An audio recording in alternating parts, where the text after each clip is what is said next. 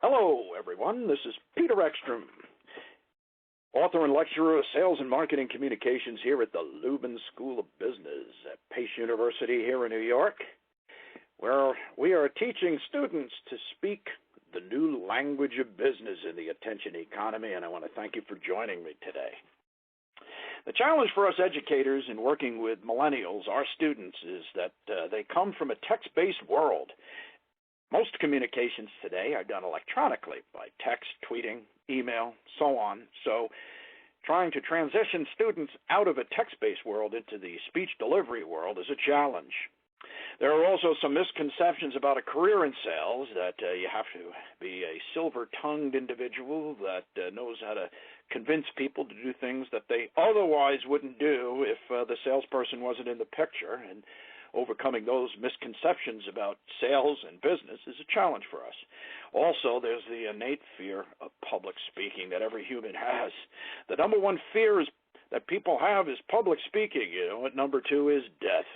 So for most people, they would rather die than get up in front of a room and speak to complete strangers. Once we get through that, then we move on to some other challenges, and one of the greatest challenges that we're faced today is our noisy world. Boy, I tell you, there's a lot of noise out there. Thanks to the internet and also with mobile computing, people are inundated with information that just requires too much time to process and act on. So with attention in short supply, it has quickly become the new currency of business, and it's protected by everyone like it was money in their wallet, because anything that is in short supply increases in value. Attention these days is either won or lost in real time. People are easily distracted, and they have trouble paying attention to just about anything. So human beings, because of the information overload, have acquired the skill of deciding spontaneously what is worthy of their attention and what isn't. A study performed by a psychologist at Tufts University determined that a first impression conclusion that one draws of him or herself is established inside 2 seconds. That doesn't give us a whole lot of time to establish the first impression, and you never get a second chance, so you got to nail it right away. And that presents a sales challenge for us in that attention filters. Every human being now has an attention filter. So if something doesn't sound interesting, or it's something you've heard before, it trips the attention filter just like a circuit breaker, and people tend to stop paying attention. And that's not a good thing, too. So we need to be very, very careful and mindful of the fact that we've got but a few seconds to establish ourselves as being worthy of someone else's attention, like a sales prospect. Historically, the sales call has been called the 30-second elevator pitch, and in the attention economy, it tends to be stuck in the lobby. Prospects have heard it before. They've heard the greeting. They've heard the message of persuasion, and also they've heard the alternate of choice close. I'll be in the area next Tuesday, or would Thursday work better for you? So anything that sounds the same is not extraordinary. It's ordinary and gets treated like a routine.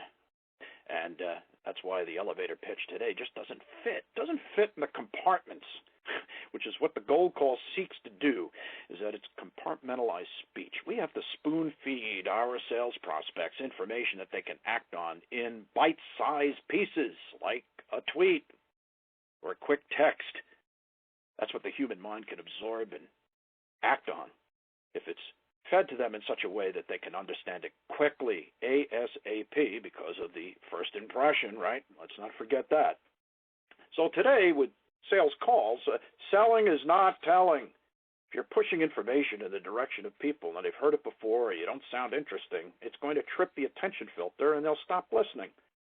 So we need to thread the needle in conversation. Less works best. Don't color outside the lines when you're engaging a complete stranger like a sales prospect in conversation. It also helps to know before you call. Know who you're calling, who you're talking to, why you're calling, and what you're hoping the outcome will be. You have to have a target established in advance if you're going to hit it adequately. And most importantly, asking questions starts the conversation. If you're telling, you're not selling, but if you're asking, that's what establishes a two-way conversation of discovery, of exploration, to see whether or not the need exists and whether or not you can satisfy that need. And be able to do that in conversation rather quickly. So the first person to ask a question in any conversation controls at least 51% of the course and direction that that conversation is going to take. Our textbook and tutorial is called the Gold Call Script Builder Kit. In simple terms, it's a dialogue assembler. It choreographs speech for any salesperson that's looking to capture the attention of a sales prospect. It keeps things simple. The syntax of dialogue, just 5 boxes. When we compartmentalize our speech and keep it simple, we can get to the point quickly, capture and retain the attention of a sales prospect. The Gold Call Script Builder Kit also teaches voice inflection for emphasis. How you sound is how you sell. If you sound interesting, people are more likely to stay on the phone, especially if you're using proper grammar, vocabulary, and sentence structure. And probably most important, you've got to sound interesting. You've got to romance the English language to attract attention to yourself and get people to pay attention and notice you, to see you as something extraordinary, not routine like the elevator pitch. The Gold Call script model and the 5 compartments that I spoke about, the icebreaker, lemonade statement, and 3 questions that can get a sales appointment put to the calendar in usually less than 4 minutes. So we have the focus, attention, and scheduling question. The first thing we need to do with any prospect is start the sales call off with a question, asking for 10 seconds. Most sales prospects are not expecting your call, so your call will come as an interruption. So the first thing we need to do is never assume that people have time to talk or are willing to give up some of their attention. Remember, it's currency, so they've got their hand on their wallet or their purse. So to keep things simple, we want to open up with, "This is Pete Extra with UPS, and I'm hoping," there's the voice inflection, "I'm hoping that I might have 10 seconds to explain why I'm calling." This changes the mind state psychologically of a sales prospect because essentially you've extended a courtesy. You haven't assumed attention. You haven't barged into anyone's office uninterrupted, uninvited, I might add. And you're simply asking for the 10 seconds to explain why you're calling. In our studies, we found that 98% of the time when you put this question to a prospect in the opening seconds of a call, the icebreaker, 98% of the time you will be granted the 10 seconds for a variety of reasons, but for the most part, prospects figure that if they give you 10 seconds to explain why you're calling and your explanation of your call isn't in line with their thinking, they can say no and they won't feel guilty about that. The next thing is a lemonade statement.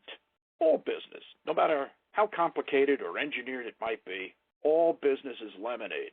It's a cold drink sold to thirsty people. If you can describe the purpose your business, your product or service serves to its buying market in 10 words or less, you are cooking with gas.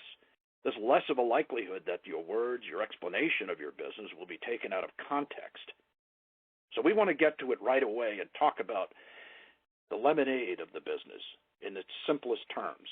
Prospects aren't interested in where lemons are grown or how much citric acid or vitamin C is in lemons or the organic soil that the lemon trees are grown in. If they're thirsty, they want to drink, and you want to present yourself as a solution in the simple terms as possible. 10 words or less works best. So now after we come out of the lemonade statement, I'm going to make a little transition here to some of the follow-up questions, the key business questions that we're going to ask. So the lemonade statement connects to the focus question by way of a transition statement. You're changing channels, so to speak, to segue into the rest of the conversation that we're having today. It also directs the prospect's attention to what's coming next, right? Here it comes. And it also disarms aggression or resistance to the call. It stops the lateral movement because it involves the prospect's mindset, its attention to the call. It disarms the aggression or resistance to the call, and it stops the lateral movement of avoidance that sales prospects or complete strangers have when complete strangers call them. And it also helps to keep the conversation going, flowing forward smoothly. So after we explain that we're in the business of solving problems companies may be having with international shipping, before I go on any further, let me ask you this. Or, here's the reason for my call. A little linchpin that connects these 2 compartments together so that the conversation sounds normal. The focus question, well, its purpose is to make sure that you're talking to the right person. It connects sales prospects to the need or a problem. Nothing worse than calling on someone and assuming that they're the decision maker only to find out after a 15-minute elevator pitch that they're not. So when we ask the focus question, we are making sure we're talking to the right person with a problem with some level of commitment to solving it. And once we have connected the prospect to the need, our conversation can move forward effortlessly. So here's an example when it comes time to renew your employee health insurance. How much personal involvement, right? There's the voice inflection again. How much personal involvement do you have with that part of your business? Or how much personal focus do you give to solving problems with X, okay? So when you ask a straight question, chances are you'll get a straight answer. Either your prospect is going to be involved and have some personal involvement or a focus of attention on a problem, or they're not. So assuming that our prospect has some direct involvement with a problem or a need, then we need to move on to the close. And this is where it happens here. You're negotiating for the attention of another person by making your speech, the dialogue you're using, sound like a reasonable request for the attention of another person. In essence, in the attention economy, you are closing for attention. It's too soon to close for the sale or to sell features, benefits, or try to persuade or convince people to see value. We can close for attention. That we can control. And we do that with a loaded question. In summary, it basically looks like this. If I can, will you? If I can, will you? So in the example, this is the only place where features, benefits, value should be inserted and are explained to the prospect. Suppose I could lower the cost of health insurance for your employees and also make your job easier. Would I get any of your attention? Again, the voice inflection, it puts emphasis on the words. That's why they're underlined. Would I get any of your attention? So in the two examples I just used, a different tonality, different voice inflection, it asserts meaning and emphasis on the point you're trying to get across. So suppose I could pull the thorn out of your side and clear the clouds away and make it a bright sunny day, and et cetera, et cetera. Would I get any of your attention? Prospects and people in general hate to close the door to possibility. They always like to keep their mind open to their options, which is what you're offering up, an alternative to what they have now. Even though they might be happy, perhaps there's a possibility that I could be better, cheaper, or faster. We don't know until you grant me the time on the calendar where we can both explore where we may have a possible fit, and that comes in with a scheduling question. So when you ask your loaded question about whether or not you'll get any of the prospect's attention, the only thing that you need to ask following that is, are you looking at your calendar? Can you take a look at your calendar? Those are your two options. Remember, in the attention economy, you've got to capture and maintain attention throughout the entire call. So when we direct our prospect's attention to their calendar, then it's just a matter of scheduling what it is that they've already granted you, their attention. Now we just needed to get it scheduled on the calendar. Now, while prospects are looking at their calendar, I always ask for 15 minutes of their undivided attention for the purpose of seeing where we might have a fit. And my offer is that if there isn't a fit, I always like to be the first to say so, because I don't want to waste anyone's time. So that's a nice bow and a ribbon on the packaging here to make the appointment on the calendar that much more appetizing and also less likely that the prospect will cancel. So are you looking at your calendar? What day works best for you? When might I have 15 minutes of your undivided attention? And then here's the deal. If there is a fit, great. Both of us will decide on next steps. If there isn't a fit, I always like to say so, because I don't like to waste anybody's time. So who could refuse that offer, right? So in summary, just remember, in the attention economy, you have but 2 seconds to a first impression, so you better nail it. You better get it right the first time, because there are no second chances at making a great first impression. In the attention economy, telling is not selling. Asking is. Asking questions gives birth to conversations, the two-way conversations that reveal a need, that attach a need to a particular person you're talking to, and then helps to close for attention, right? So you want to be the first to ask that question and control the conversation, and remember that you are closing for the attention of your sales prospect, and get that sales meeting to the calendar, and then you can get into your probing and needs qualification and budget questions and things like that. But the purpose of a cold call to a prospect is to get your foot in the door and earn more of your sales prospect's attention. In our classes, we give our students a oral final exam. We have corporate sponsors that come in, and we build goal calls for a variety of companies. This semester, we're working on one for the United Parcel Service International Shipping. Here's our YouTube channel where you can go and watch our students take their final exam, making a goal call to a sales prospect on behalf of United Parcel Service.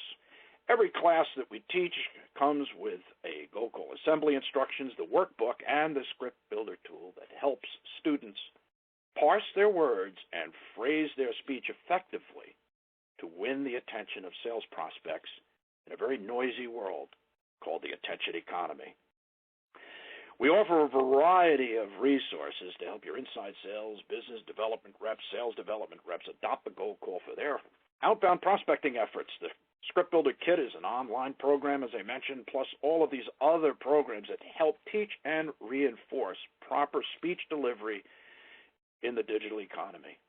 If you're looking for some more information about the goal call and some of the other sales enablement resources that we provide, you could reach me here at the following contact information or on my website.